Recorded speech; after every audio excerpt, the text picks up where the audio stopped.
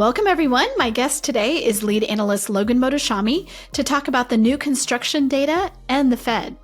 First, I want to thank our sponsor, Optimal Blue, for making this episode possible. Logan, welcome back to the podcast. It is wonderful to be here. I know it's Fed Day, and I remember I made my hair all crazy and go, hey, listen, the Fed's Q&A might make the market as crazy as my hair. And then that was a day where the bond market went nuts. And I was like, I am never doing that again. Okay, so let's hope for a calm Fed day. It's like somebody's, if they wear their jersey and their team loses, they're like, okay, I'm never wearing the jersey again, or I can't wash it or whatever. It's like your hair has to be stable. Yeah. That's never going to happen. I got totally yelled at for that one. Understandably. Okay, so let's talk about the new construction home builders, what we're seeing there. Yeah, the builder survey came out, wasn't good, right? The only glimmer of hope that I saw in that report is that the forward 6 months looking stopped going down as rates have fallen a little bit. But this has been probably what are the more frustrating things I see for a lot of recession callers is that they were always taught and trained that housing leads you into recession. It's technically true, right? When housing permits fall, starts fall, new home sales fall, residential construction workers lose their jobs, and then all of a sudden, there we are. The recession happens. This is why we highlight that chart in a lot of our work. But here we are. It's 2025. Permits have gone nowhere for years, right? Housing completion is starting to roll over. And yet the residential construction workers haven't, had their jobs laid off, even though there's actually more of them now than when housing starts were much higher. And I always like to remind people that remodeling is a big portion of that workforce as well. But why? And the reason I feel bad is this is the most complicated housing cycle ever, right? And if you're not following it religiously, you could get lost so much, so easily, so fast that you don't kind of know what's going on here. So let's talk about that. Traditionally, the reason that housing leads in and out of a recession is because people wouldn't potential home buyers wouldn't have the ability to buy houses. That would go down as you're heading into a recession, correct? Usually Fed raises rates to cool the economy down. When that happens, every economic cycle that we've seen, rates stay elevated too long. Housing contracts, new home sales fall, housing permits fall, housing starts fall. Then residential construction workers come down with it. And then in the future, the total recession typically starts here. That has not happened. Residential construction workers, they didn't have any growth in the last report, but it hasn't fallen. It's the one variable. This is why it's, part of my recession labor triggers. It is not broken yet. And because of that, we're still here in 2025. And this goes all the way back in the previous decade, where a lot of people were trying to make a name for themselves by calling for a recession COVID, 2021, 2022, everybody keeps on talking, but the labor triggers have not happened yet. Residential construction workers and manufacturing are really tied to the economic cycle. But the question is why? How is this possible? So many of my smart people, dude, explain it to me. So when we wrote that article, was trying to highlight what's going on here. And the number one thing is new home sales crashed in 2022. And then it stopped. It's kind of like the whole November 9th thing, right? The forward-looking indicators for housing got better, but for the new home sales sector, when rates went lower, they could push rates lower, sales grew, then all of a sudden rates go back up higher, sales fell down, but it's been back and forth for years. Housing permits, back and forth, very low levels, no growth here whatsoever. So that's one factor. Another factor is that for the first time in many decades, when single-family permits were crashing, multifamily permits were increasing. So you need labor for those apartment workers, and it took double the normal time to finish an apartment project. So because productivity is terrible and it took long times to finish, those people stayed employed longer than they would have normally had. That's another key variable that's so different than other economic cycles, the backlog and the long turn times. And then number three, also we have to remember that the builders in this cycle, their advantage was that the active inventory was so low.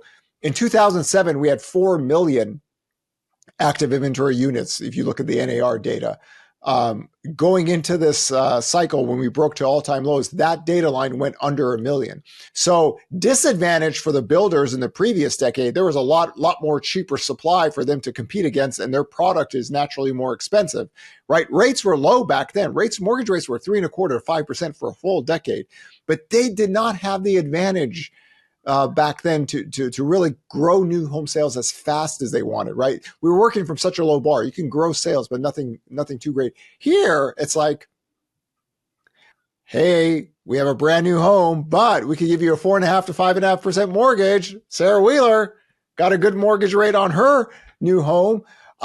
They took that advantage and milked it because corporate profits were elevated. Now, not all the builders, smaller builders don't have the ability like the big publicly shareholder builders, but they took advantage of that, and it's just kept things at bay. And because of that, residential construction workers haven't been laid off. They made an adjustment with single family workers in 2022. Apartments are still pushing through. They're closing those units. That is more of a risk of the labor market going out in the future that, they would be hit first. But it is confusing to everyone because, housing starts came out. Starts rose month to month, 11%. The weather was bad the previous month. But it's basically at the recession levels of early COVID, and housing permits have basically, it's like the Walking Dead. It's gone nowhere for years now. Okay, so when you looked at this report, did anything surprise you, or were you like, yeah, that's about what I expected? It looks pretty much the same. There's no traction to the upside for new home sales to really push permits higher, and the apartment sector is in trouble. There's a lot of loans in the 5-unit sector that's going to go bust soon. So the ability to really push permits in that sector is very limited. In the single family permits, it's just basically hovering right now. There's still a backlog for the builders right now in terms of there's a lot of homes for them historically that haven't even dug dirt yet. They're there, but it's just not viable to grow permits here. So it's confusing because people think construction workers should be losing their jobs, and also the remodeling sector. So many people are living in their homes longer and longer. They're putting a lot of money into the remodeling. As your home ages throughout time, you need a lot of work as well. So there's a lot of things, but my advice is for those that are looking for this. If new home sales break toward 2022 levels, if they break under that level, if the builder's confidence goes below the lows of 20, you are going to get layoffs, right? Because we are so elevated on the labor side that it's not really designed to break underneath that level. And then you're going to see people get laid off at that point. But hopefully the article, all those charts, everything kind of explains this, because people are just like scratching their heads. They're like, why hasn't it happened yet? And there's so many variables in this cycle that we've never seen, going back multiple decades. And we just kind of take it from there. What impact do you think the tariffs are having on, as far as permits, things like that? Do you think the homebuilders are being cautious? This is the concern that the builders, once they got a whiff that they're going to be tariffs, because look at it in this cost. It's not just lumber. Everything that you put into the house, it's going to get, and it has gotten expensive for certain builders. They've already shown how their costs have gone up.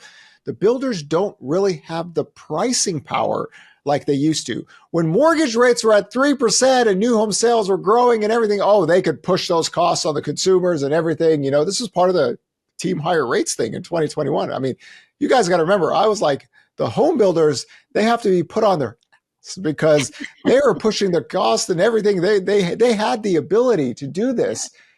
But with mortgage rates here, with inventory growing, completed units growing, the South inventory, they don't have that pricing power. So it just makes it much harder to issue permits or, really go into saving those profit margins, which we wrote about in December of 2024, that this is the wild card sector. And this was before the tariffs even got on. So you could see why the builders are not happy. And if anybody read the builder survey, you could see that hey, it's great that regulation was going to cut costs, but right now the tariffs are the things that are hitting them at this moment. So this is a shock. This is a shock that we are doing. This is our policy. So when people say, could there be a policy error? For the builders, they look at it as, hey, listen, we're not doing that great. If mortgage rates were at 5%, that's a different story, but it isn't. And this is one of the reasons why even before Bassett and everybody talked about they want lower mortgage rates, the one sector that was flagging, hey, this can get bad, especially if mortgage rates 7.5% and higher, the builders can't do this now. Now the tariffs are just another variable into that margin pressure out there. So it's complicated. It's unique. I mean, for me, I'm ecstatic because it's such a unique cycle. That means you really have to delve into the work here. You just can't be a one-trick pony and just everything is doom all the time. And we're sitting here we haven't had the layoffs yet, but it's not a positive for the builders. That's why they wrote that letter to Trump that Friday night, I think. Hey, listen, help. Give us carve out home building materials, right? If you just carve out what we need, the different parts that go into home, which actually feels like that would play into Trump's larger picture of what he wants, which is increasing inventory, having more choices for people. We wrote up yesterday that he is going to be doing affordable housing or trying to on federal land. So it feels like that's a carve out that would make sense for his other objectives. So none of that's going to help anything right now. That's something years and years away.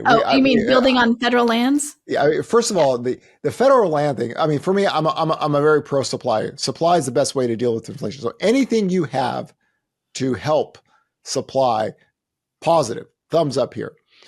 The federal land thing is going to be a little bit tricky because you're going to have to build in areas. Do people want to live there? Like if I got like a plot of land in the middle of Los Angeles that nobody was doing on, right? The infrastructure is already there, right? There's a McDonald's there, there's a Walmart, there's a Costco, there's movie theaters.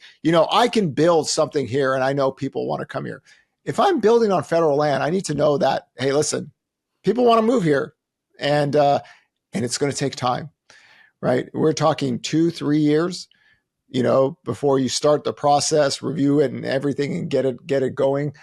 So that's a positive in the long run because again, supply is good, but for right now, it's iffy. The reason I mean, my first initial thought is why the White House wanted lower rates is to make sure that the residential construction workers don't go into recession. But now we're like, okay, so we're firing government workers. So it becomes a tricky year because this is us. We're doing this, and the builders are telling you we have problems here, right? And you could see it. Like if mortgage rates were at 3%, I don't think the builders would be like putting too much, but it's not, right? We're near 7%.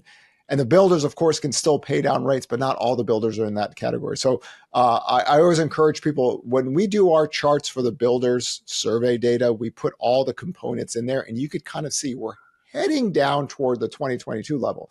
New home sales is moving down there. It hasn't crashed yet, but if we go down to those levels and we break on the sector's done, finished, right? We've been able to keep things at bay because there's periods of times where rates head down to 6% and we grow sales and then rates go up.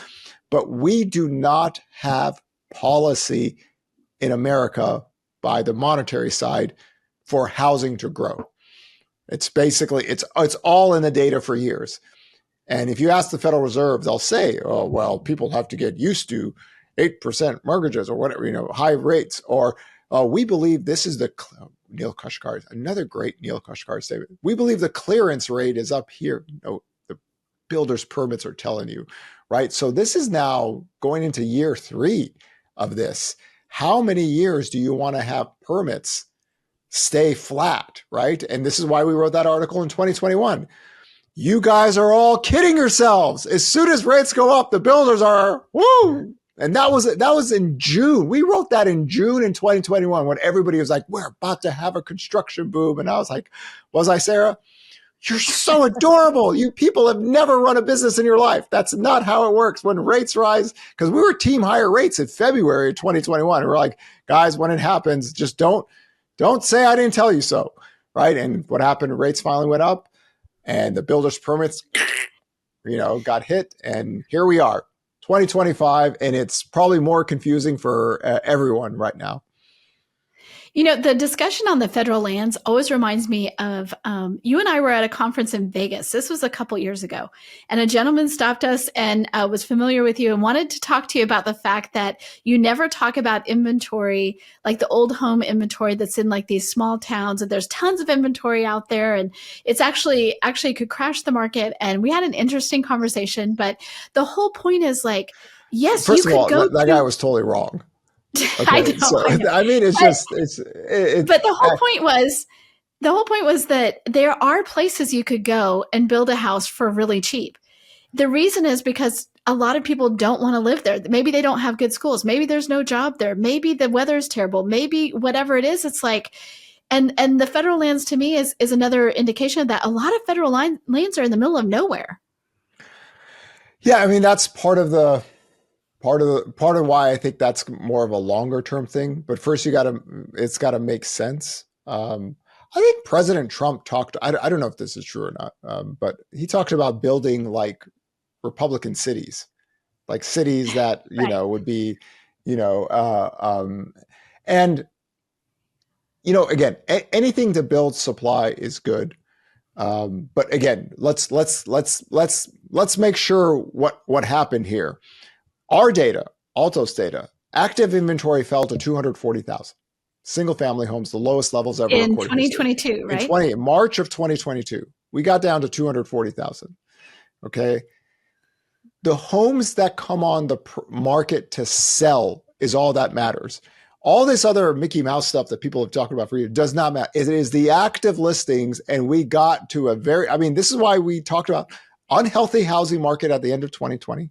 Very unhealthy housing market in 2021, team high rates. Savagely unhealthy housing market in 2022, early. And I threw the flag up. I said, this thing has to blow up or else we're going to get worse. So inventory is growing. Active inventory is growing. We're not back to 2019 levels as a nation, but we're working our way back. This is why I'm happier. I know sales are depressed, and I know a lot of people look at me, why are you happy? I said, I look at housing different than all of you. I look at it as the supply and demand equilibrium, and that if affordability, like it does no one any good for home prices to rise 10% one year and 20% the other year. All you're doing is taking away forward demand. There has to be an equilibrium. And we're working our way back to something kind of like in the 1980s where we can do something going out in the future, because this is going to be here for decades and decades. We'll all be dead, but the housing market will still be here. So the healing process is getting into. I love the tracker this week, by the way.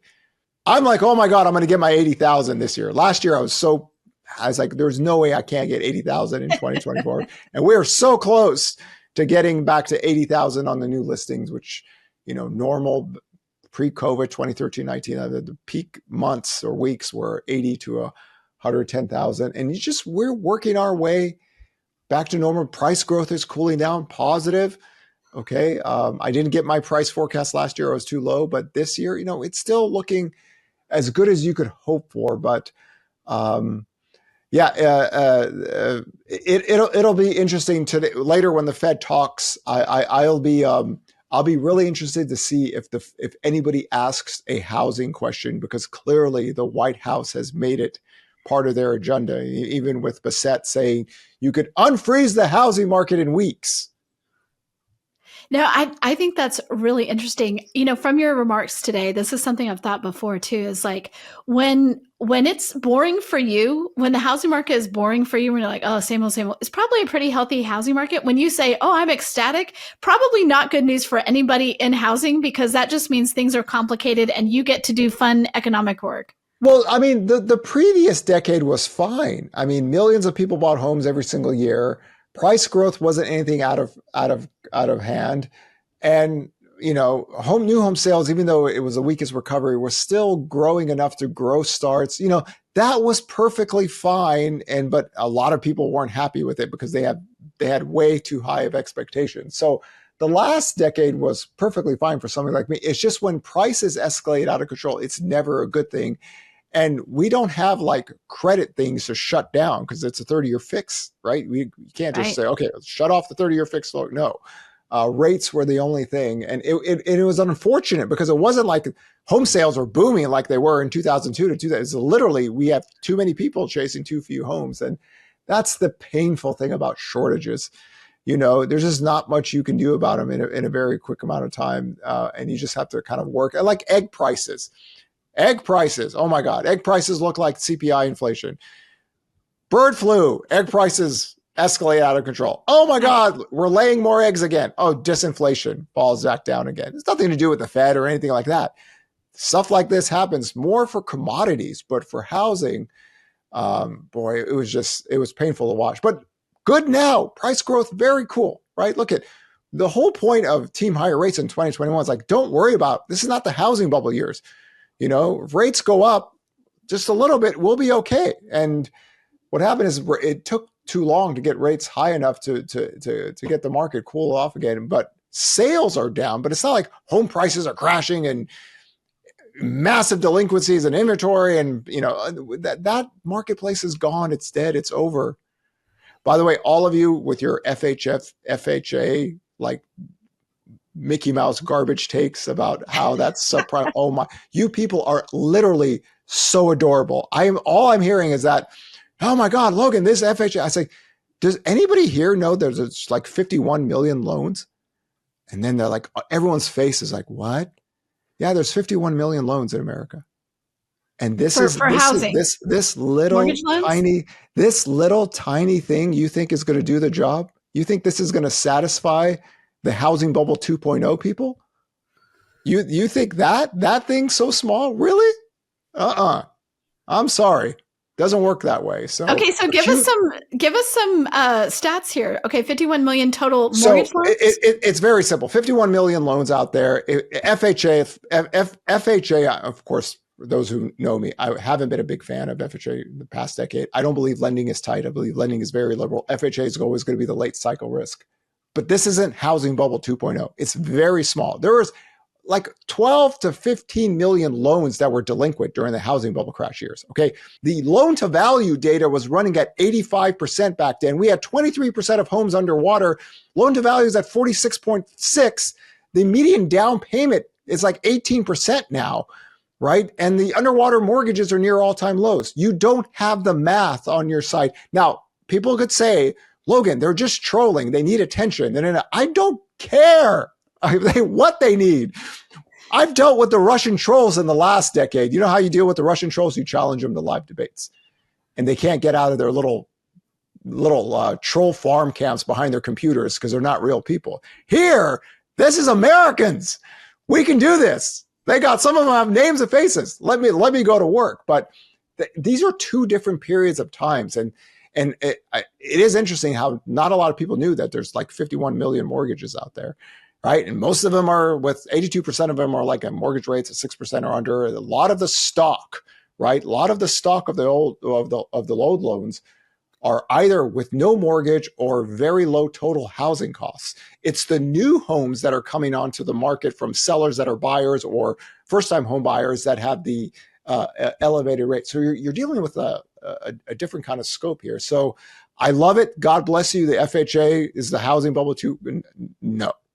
And hopefully by now, all this training, all this teaching, you could realize why the history of human civilization has taught us always that those that read will always have an advantage over those who don't read. And this is why we do the charts and data and we do the nerd tour. So everyone has a understanding because this is a business model.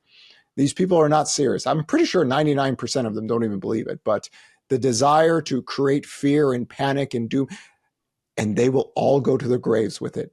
And their children they're making a lot of money. And their grandchildren will walk over their graves and go, "Oh, Grandpa was crazy, man. Grandpa was just one of these doomer people, and this is who they are, and this is who I am. And when we all pass off to the other life, I will see you all down there, and it's going to be so much fun battling you all in hell." Logan, no one can say you don't have a flair for the dramatic. It's one of the reasons we all love listening to you, right? Just you have a way with words. Okay, so any comments about the Fed? They're going to be meeting here in a little bit. We're talking on this day. If something happens with the Fed, I know you'll write up something for us. We of course will cover it with our journalists. Any last words about the Fed? We don't want the hair to look like this. Okay, for the Fed meetings, the Q&As are going to be very interesting. This is one of these toss-up ones because I think the Fed can go any way they want and they have validity on this. They can say, listen, we're going to be hawkish because we don't like the trade war. Or listen, we're going to be a little bit more dovish because we don't know. We think the trade war is going to impact jobs. We're going to be waiting for the unemployment rate because we're firing government workers. There's so many places that the Fed can go because it's different now, right? This isn't like the last time we met. A lot has happened since the last Fed meeting.